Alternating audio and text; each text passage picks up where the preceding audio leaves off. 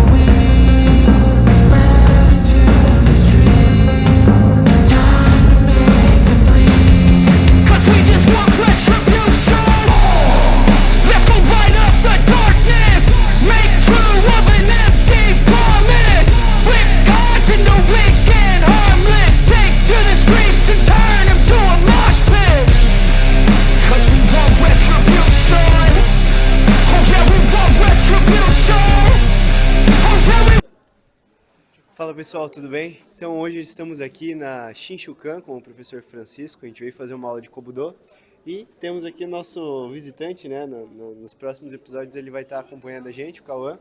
Vocês vão se familiarizar com o rostinho dele aí. Tá fazendo as aulas, tá curtindo, tá experimentando, né? Então eu vou passar aqui pro Ícaro para ele falar com o Francisco, né? Eu já conheço o Francisco, mas é mais legal você que não se conhece. Bacana. Então pessoal, aproveitem bastante o vídeo. Nosso vídeo aqui, não sei se vai estar no começo do vídeo, no fim do vídeo a conversa, mas de toda forma, acompanhem toda a aula, que é muito bacana, é muito diferente, vocês vão gostar. Inscrevam-se no canal, curtam, compartilhem, vocês já sabem toda a rotina. Acessem o site da Zanshin, usem o código de desconto lá, Yoko10, vai ajudar bastante o canal a manter, né, o funcionamento. E vamos conversar aqui com o professor. Professor, muito obrigado por nos receber hoje. Foi muito bacana toda a aula que a gente fez. Para mim, totalmente novidade, né? Uma coisa totalmente inédita. A única coisa que eu tenho em casa é um nunchaku feito à mão, naquela pegada dos filmes do Bruce Lee, assim, exatamente.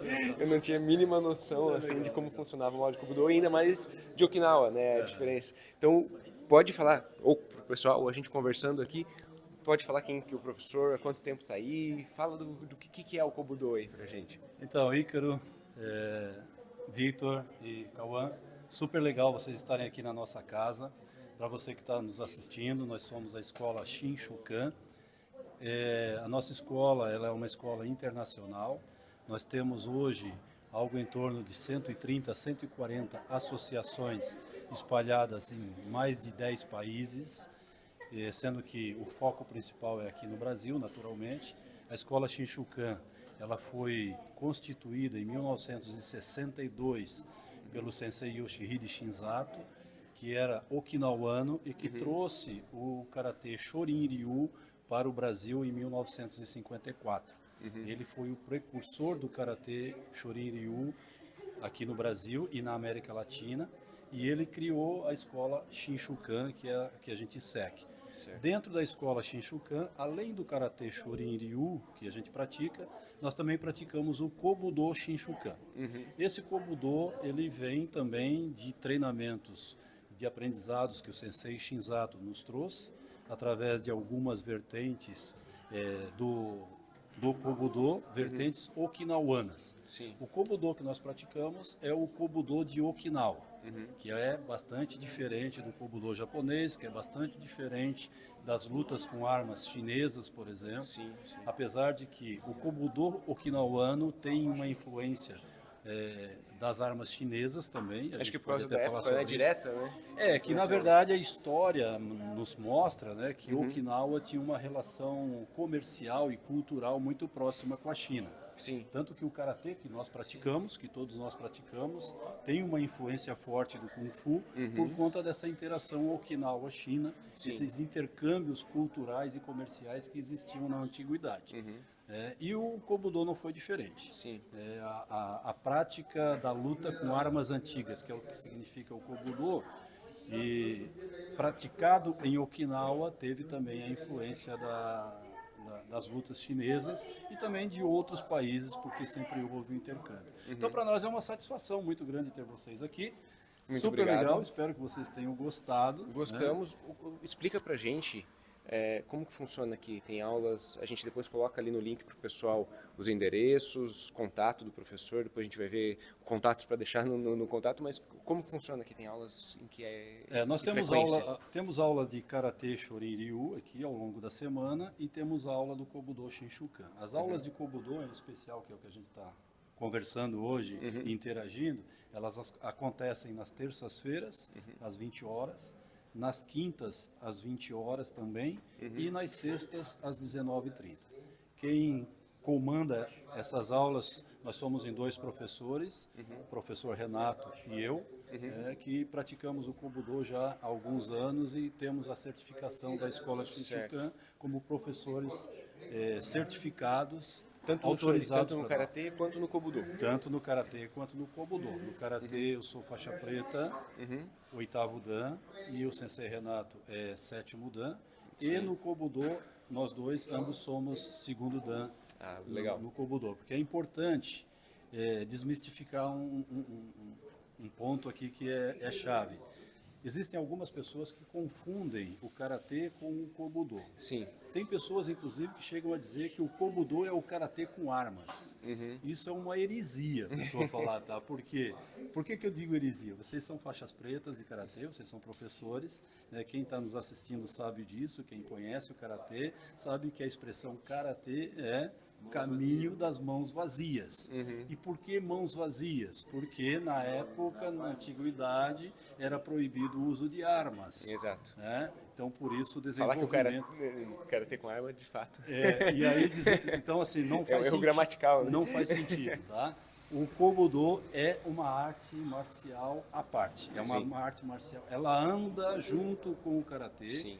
Porque se nós estudarmos a história do Kobudo, nós vamos ver que ao longo do seu desenvolvimento ele esteve sempre junto com o karatê.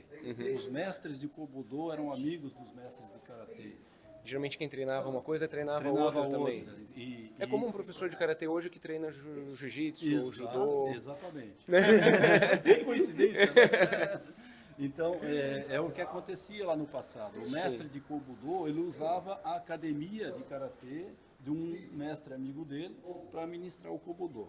Então, as duas artes marciais evoluíram juntas ao longo da história, porém são artes marciais separadas, com graduação de faixas separadas, com técnicas bastante diferentes. Legal. É até curioso, né? Porque o outro professor, ele tava com a faixa preta, agora ele tem a faixa coral, Exato. que é uma faixa de graduação do Shorin. Não sei se no Kobudo também tem a coral. Tem. Da mesma forma, no Kobudo, quando você chega no 7º dan, você passa a ser autorizado a usar a faixa coral. Então, vocês podem perceber, nós dois hoje, Sensei Renato e eu, né, estivemos treinando e dando aula usando a faixa preta de Kobudo, porque somos graduados faixa preta 2º dan. Agora, neste exato momento, ele passou a dar uma aula de Karatê Shorin e ele é 7º dan, então ele mudou o traje e está usando a faixa coral. Legal. E, cara, eu gostei muito porque eu me senti até meio em Okinawa, assim, porque é muito tradicionalista, né, a aula, desde o aquecimento, alongamento ali, até a parte técnica.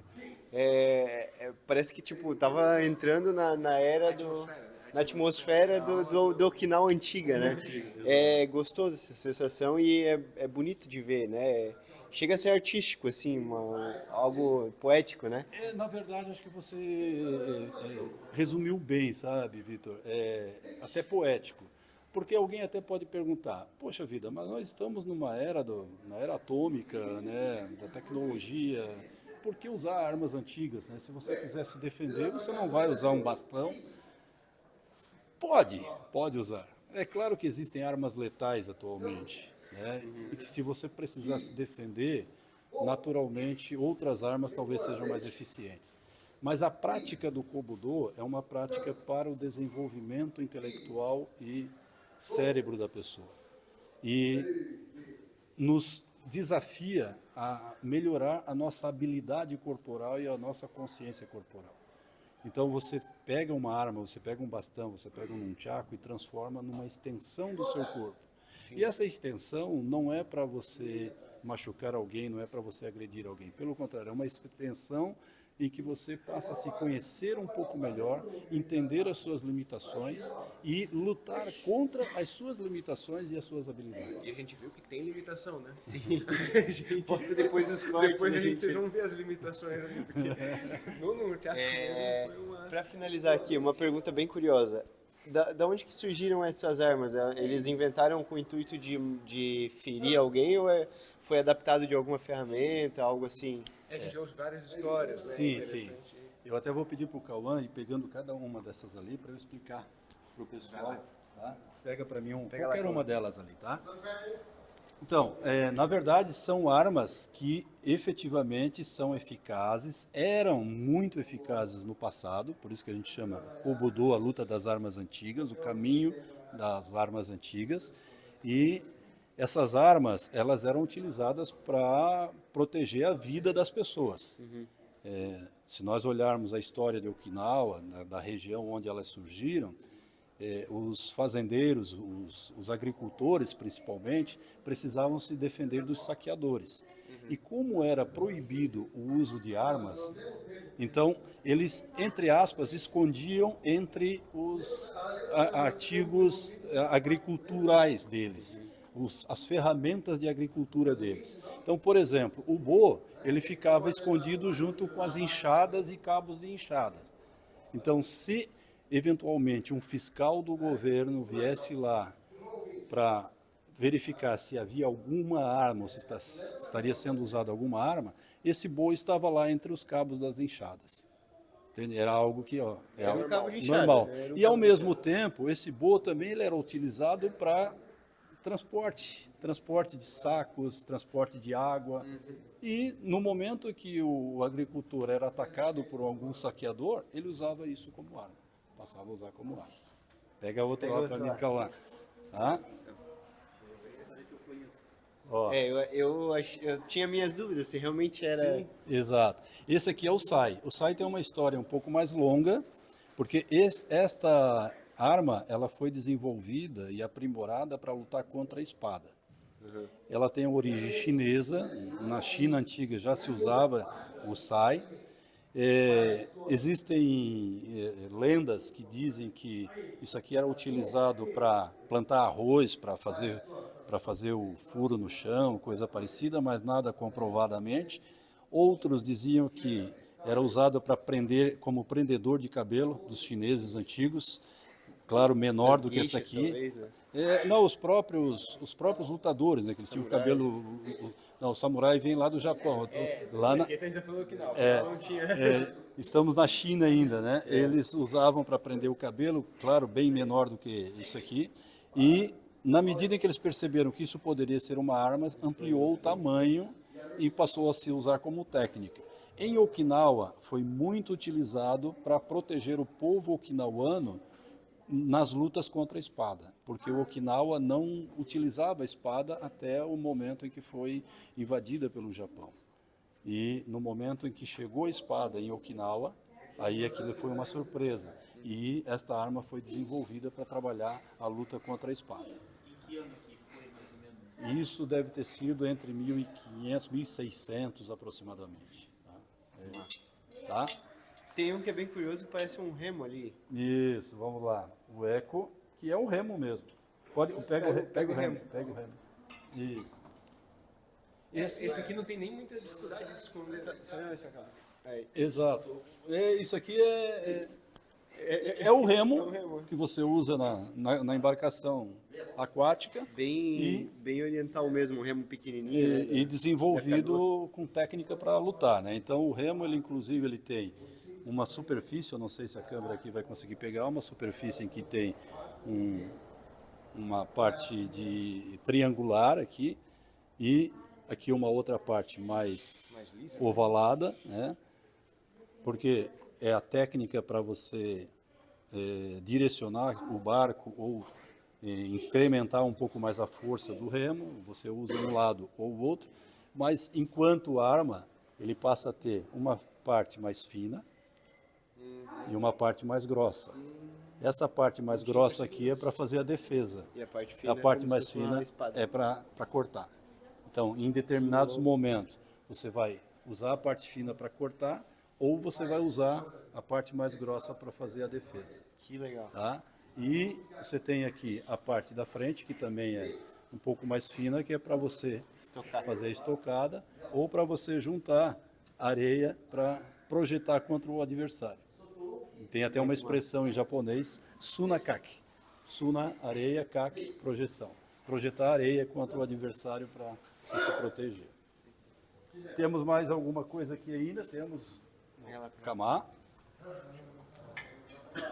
Vai ficar um pouco longo o vídeo. Não, a gente joga durante a aula, né? Tá tudo certo. O kama é uma arma que aqui no Brasil a gente conhece muito, principalmente nós aqui no sul do país, onde tem plantação de arroz, né? Onde é utilizada muito colher, né? para colher. Na época antiga, né, o pessoal usava muito para colher ainda hoje. Parece uma foicezinha. É uma foice que realmente é um instrumento agrícola e que passou a ser usado com algumas técnicas, né, para você fazer ataque e defesa. Tá? O intuito realmente era cortar, né? Cortar, exatamente. Isso aqui é uma arma extremamente perigosa. Existem técnicas, né, em que você aplica e corta, crava, Caraca. corta. Os ângulos de ataque dela São, Bem variado. inclusive, nós somos obrigados em campeonatos que esta região aqui não pode ter corte. Né? É aferido daí. Exatamente. A arma real, ela é pontuda, aqui é arredondada, né? E com corte, sem corte. O Cauã quer perguntar aqui.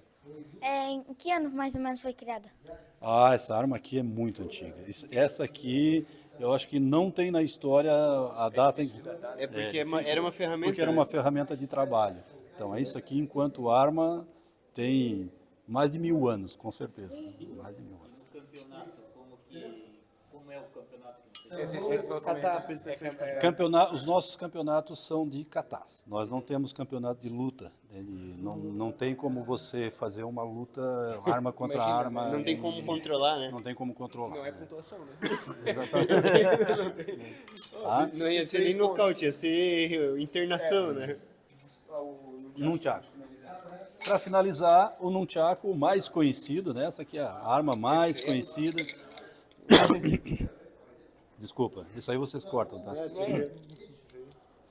Essa arma aqui, ela ficou muito popular aqui no Brasil e, aliás, no Ocidente, depois dos filmes do Bruce Lee, né? Então isso aqui realmente é uma arma bastante antiga, também trabalhada muito na China e no Japão e Okinawa. E o nunchaku, ele tem uma série tem pelo menos 3 versões de onde ele surgiu. A primeira versão isso aqui poderia ser o freio do cavalo que o agricultor tinha. Exatamente. Tá? A partir do freio do cavalo que se teria criado o nunchaku. Então, ele ficaria dessa forma no animal para conduzir exatamente, em proporções diferentes, em geometria diferente, mas ele estava ali. O cavalo estava arando a terra, ajudando o agricultor a arar a terra. Se ele sofresse algum tipo de vandalismo, ele tirava Desencaixava. o cabresto do cavalo e passava a usar como arma. Pode ser que até em algum momento alguém realmente usou isso e falou, talvez seja uma arma. Seja uma arma, exatamente. Aí se desenvolveu a técnica. Tem uma outra vertente que fala que isso aqui poderia ser também para descascar um descascador de arroz. Arroz ou grãos, né? Feijão. E você bate né? na pilha de grãos, você bate para descascar. E uma terceira e última versão é que isso aqui era um instrumento usado para avisar perigos de incêndios nas vilas. Porque, como a gente sabe, as vilas japonesas, em especiais, elas eram feitas as casas feitas de material bem inflamável. Realmente palha, bambu, exatamente. E que corria-se o risco muito grande de incêndios durante a noite. Quando existia o risco do incêndio, existiam pessoas que passavam pela vila batendo para chamar atenção em relação ao risco de incêndio. E a partir desse instrumento, então, se desenvolveu o nunchaku. Mas esse aqui é bastante conhecido, tá todo mundo sabendo. Do aviso e do cavalo nunca tinha ouvido, só só tinha ouvido do a versão arroz. do arroz. Mas eu gostei e acho que faz mais sentido do cavalo. Do cavalo, né? Do aviso aí. E em Okinawa existe um museu de armas antigas, um museu do karatê e do kobudo. E em Okinawa existem desenhos antigos que mostram isso, que é até a geometria bem diferente, enquanto um instrumento para coordenar o cavalo, né, para conduzir o cavalo, mas eu acredito mais nessa versão. Faz sentido. Então é isso. Quer falar mais alguma coisa? Não. Acabou. Pode encaminhar. Então, pessoal, espero que vocês tenham gostado. A gente adorou a experiência de estar vindo fazer uma aula de kobudo. Se vocês se interessarem, tem aqui na descrição todas as informações para entrar em contato com o professor, enfim, com o clube, né, com a organização deles. E fiquem à vontade, né, entrem em contato, marquem a aula de vocês. É uma aula que realmente resgata bem a cultura okinawana, né, e vale super a pena conhecer e praticar, tá bom? No mais, não esqueçam de curtir, compartilhar, comentar e fazer tudo aquilo que vocês já sabem, tá bom? Primeiro contar aí, depois direto. Aí, calma aí, tempo? Tá bom. Ei! Ei!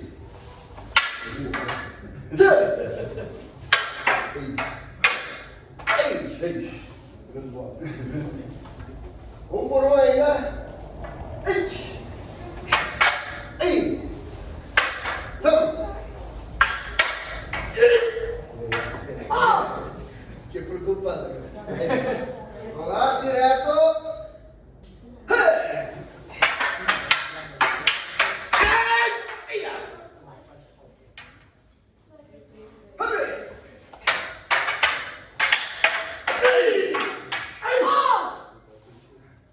Mais uma vez.